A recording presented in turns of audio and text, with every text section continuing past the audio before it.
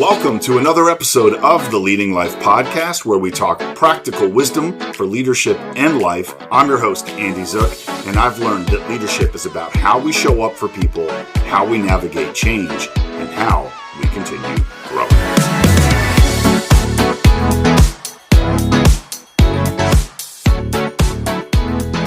Right now on today's episode, tools for building extraordinary leadership. You know, most people say they want an extraordinary life, but very few people are willing to think differently enough and consistently enough or work long enough to actually build one. And I finally read Will by Will Smith.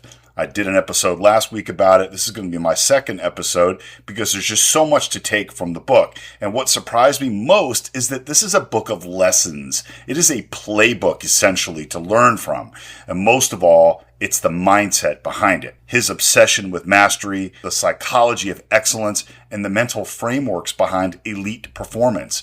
Whether you love Will Smith or not, there are lessons in the book that absolutely apply to leadership, development, discipline, relationships, creativity, business, and life itself. Today, I want to give you 10 practical mindset tools inspired by this book that will help you build a stronger, more focused, and more intentional version of yourself. No hype, just daily execution. Let's dive right in. Lesson number 1, the bricklayer mindset. One of the most famous concepts from this book is that don't obsess over a giant brick wall you're building. Just focus on laying one perfect brick at a time. Because most people overwhelm themselves when they stare at the size of the dream. Let's say I want to lose 50 pounds, or I want to build a company, I want to grow a podcast, I want to write a book. And psychology then collapses under the scale of it. But excellence is usually boring. It's built in small daily actions repeated relentlessly over time. One workout, one difficult conversation, one disciplined choice. The wall will eventually appear because the bricks are laid correctly. Let's bring it to life this way. Let's say you're training somebody to learn your company's sales model.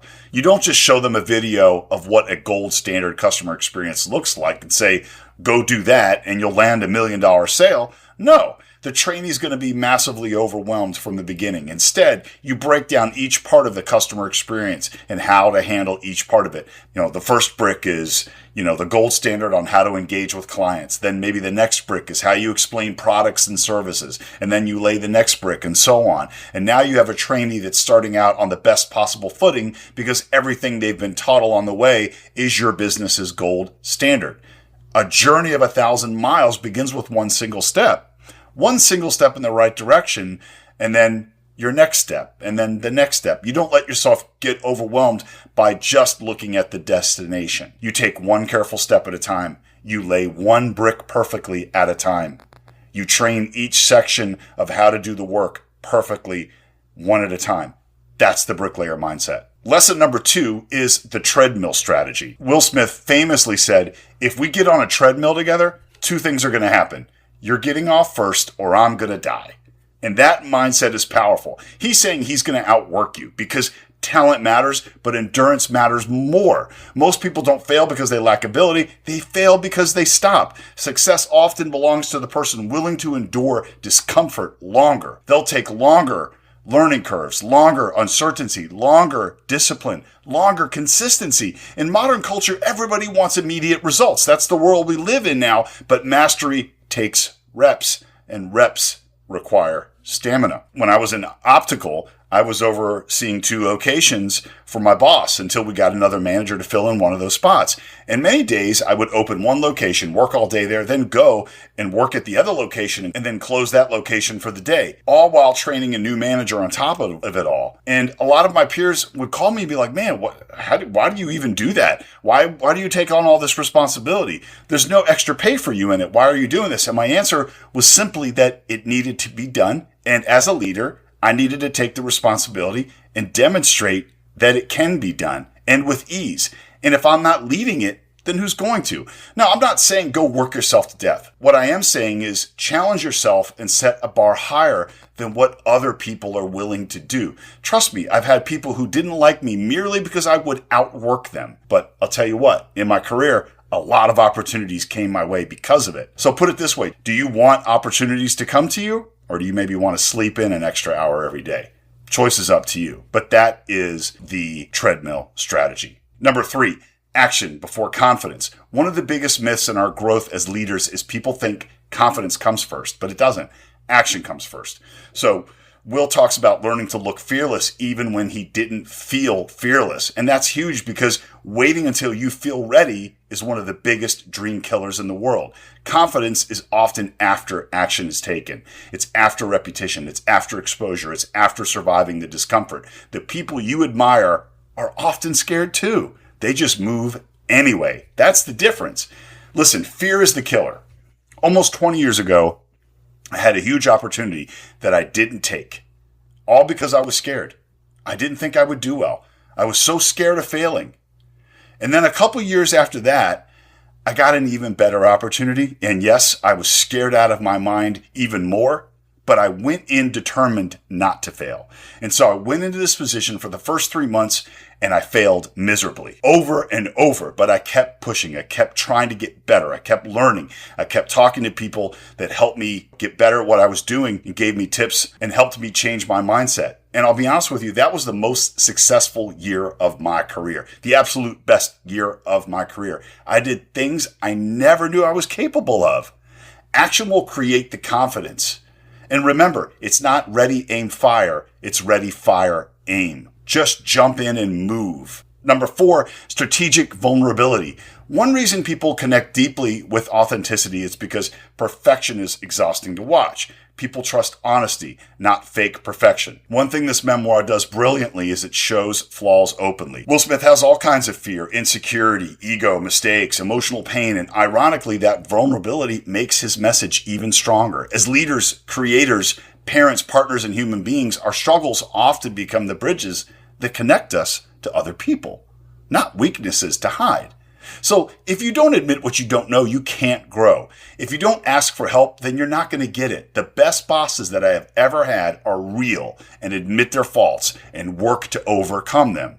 You know, we had years ago some kind of a weird robot going through the motions type director coming into our company who had no clue about what kind of business we were in. He cared nothing about optical. And the sad reality of it is that he never took the time to learn it. He just talked results without any strategy on how to get them. That guy could have been 1,000 times better as a leader if they just connected with the people and learned the details of the business. We could have grew 100 times better. So if you don't admit what you don't know, you're not going to grow. Number 5, engineer your environment. Your environment quietly shapes your future. Think about your habits, your standards, your energy, your mindset. Will Smith was obsessive about surrounding himself with people aligned with growth, ambition, accountability, and excellence. And honestly, a lot of people stay stuck because their environment rewards mediocrity. Take inventory of your life. Who feeds your growth? Who drains your energy? Who normalizes excuses? And who challenges you upward? Your circle will affect your ceiling. You know, I always had to consider who I was connecting with at my job. And I also realized many times that I had a lot of people that were just messaging me or calling me with complaint after complaint after complaint. And I had to cut it off. I had to reach out and make connections with those who were thinking clearly, leading differently, and excelling in their efforts. It was simple as that. Make sure your environment is people that challenge you, that help you grow, help inspire you. Number 6, the Uncle Earl standard. One lesson that hit me hard was the idea of respecting the craft fully. That means do it right the first time, because how you do anything is how you do everything. Now, that's not literally true in every situation, but psychologically, there's something important to think about here. Sloppiness tends to spread, but discipline tends to spread too.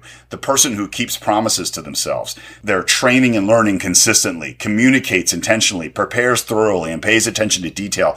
Identity compounds, no shortcuts, no sloppy effort, no half measures. Whether it's your leadership, your fitness, your marriage, your communication, whatever, your own business, the small details matter because excellence is not an occasional act. It's an identity. And people who repeatedly cut corners damage their own confidence because internally they know they're capable of more. And if your name is attached to it, do it right. That's essentially the Uncle Earl philosophy. Number 7, the 100% rule. 99% commitment is exhausting because every day becomes negotiation with yourself. Should I work out today? Should I stay disciplined today? Should I get all this that I have to get done today? Should I stay focused? 100% commitment simplifies life. Get out of 99%, move completely into 100 because that way you've already decided. And that's powerful psychologically. Your highest performers remove constant internal debate. They create standards and they live by them. Can I say something? I'm the type of person, if you ask me a question and I don't know the answer, I'm going to tell you that I don't know. But I bet you what, I know how to find the answer. Before we go on to the 8th lesson, let's talk a little bit about the psychology behind this. I know we talked about this before, but the brain loves certainty and comfort. Growth usually requires uncertainty and discomfort. That creates an internal resistance. Your brain will try to protect you from embarrassment or avoid effort or conserve energy and keep you psychologically safe. That's normal, but elite leaders train themselves to act despite discomfort. Over time, repetition rewires your confidence. Remember, that's called neuroplasticity, and the brain adapts through repeated behavior and experience, meaning you literally become stronger through repeated, courageous action. Okay, number 8. Study the masters. One thing Will Smith did brilliantly was he studied success patterns obsessively. He analyzed all the blockbuster movies. He watched audience reactions. I think there was a time he even snuck into one of his movies and sat in the back just to see what people responded to. He studied human psychology. He looked at the emotional connections that people make. That matters because growth leaves clues. Too many people rely entirely on motivation and instinct, but excellence requires study. So read, observe, analyze, learn patterns. Success is rarely random. Every year in my company, we always had these big general manager conferences, and I would always ask people who they respected most as a leader. I would meet people from all over the country, and I would get a list of names, and I would go find those people and introduce myself and ask them what they were doing to lead so well. I remember I connected with this great guy in Atlanta. I remember I connected with this incredible manager from Montreal, and there was a great manager that I had had coffee with from Honolulu, and I learned all these different things from them that made them great. I always sought out who was best at what they did and studied how they did it, and that made me better. Okay, number 9. Seek brutal feedback. That's huge because most people surround themselves with comfort. But growth requires the truth. Will Smith wanted honest reactions from people who would not fake enthusiasm. And that's valuable because polite praise will keep you mediocre. Constructive truth sharpens you. You don't need constant criticism, but you do need people willing to tell you the truth. And there's a couple ways that you can do this, but you've got to at least find 1 or 2 people in your life that are willing to tell you the harsh reality. If you have those people, you're probably one of the luckiest people alive. And I'm going to tell you right now, you need to lean into that with all you have. I am very fortunate because I married a woman who will not sugarcoat the truth about what I'm struggling with. I also have a peer that I speak with regularly, and we probably every month or 2 get together and say, what do you think I can improve on? Where do you think I have an opportunity? And I love these people, and these people love me. True love is telling the truth, no matter how much it hurts. And you've got to ask yourself, if it hurts, why have you been denying this to yourself for so long? Because it's only blocked your growth. The bottom line is if you want to grow, you need to face the realities of your life, your work, your performance, and where you need help. Number 10, emotional intelligence is a superpower. One of the most underrated skills in life is reading people. It's understanding their emotion, understanding their energy, understanding insecurities that we all have, understanding what people need emotionally. The best leaders don't just speak well, they make people feel seen, understood. They make people feel safe and valued. That changes the relationships of our teams, our families, and our audiences. Emotional intelligence is not weakness, it's awareness. And awareness creates influence. And I'll bring it to life this way. I had 2 different office managers for one department of my business for years. And one of them did not really embrace concepts around emotional intelligence. And they got the job done, and the office ran okay. It didn't run half as good as it could. There was turnover, there was more arguments, there was more unhappy people. My next office manager came in, and they had a high level of emotional intelligence, or EQ, as we call it. Well, guess what? The office performed better. We retained our staff. Everybody was talking solutions. Everybody was understanding each other's feelings and how to work better together. EQ can be learned, but I think most of the best leaders have it in them naturally. So that's something to definitely take a look into. I think I did a whole episode on it. So check through my episode list. It'll be in there. EQ is definitely important to becoming a better, more rounded leader. Okay, here's your leadership edge for the episode. Extraordinary lives are rarely built accidentally. They're intentionally constructed through standards, discipline, repetition, emotional awareness, resilience, environment, and relentless self-development. And most people dramatically underestimate the power of small daily choices. But your life is quietly becoming your habits right now, every single day. And some questions that I would love for you to think about, journal through, whatever you want to do, is ask yourself, what brick do I need to focus on daily? Meaning, what thing do you need to do perfectly every day to start to build the big picture of your dream? Number 2, where am I negotiating with myself too much? Number 3, what environment am I tolerating that's limiting my growth? Number 4, do I rely too much on motivation instead of having systems in place? And then number 5, what standard do I need to raise in my life immediately? And this is your call to action for this week. Stop waiting to feel perfectly ready.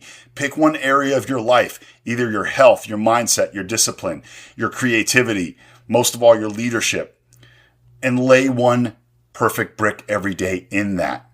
Not flashy, not dramatic. Just be consistent, because greatness is usually built quietly long before the world notices. And remember, extraordinary lives are not built through the giant moments alone. They're built through repeated acts of discipline, courage, honesty, and intentional growth. One brick at a time. All right, so that is today's episode. If this podcast gave you practical leadership insight, please share it with someone building a team, growing their business. And if it made a positive impact on you, I would appreciate a quick rating or review on whatever platform you hear me on, and hit subscribe so you don't miss what's coming up next on the Leading Life podcast, where we don't just talk about leadership, we actually live it. I'm Andy Zook. I appreciate you being here. And remember, I want you to lead with purpose, live with intention, and keep becoming who you were meant to be. But most importantly, go out today and be the hero in somebody's story. Talk to you on the next episode. Take care. Bye.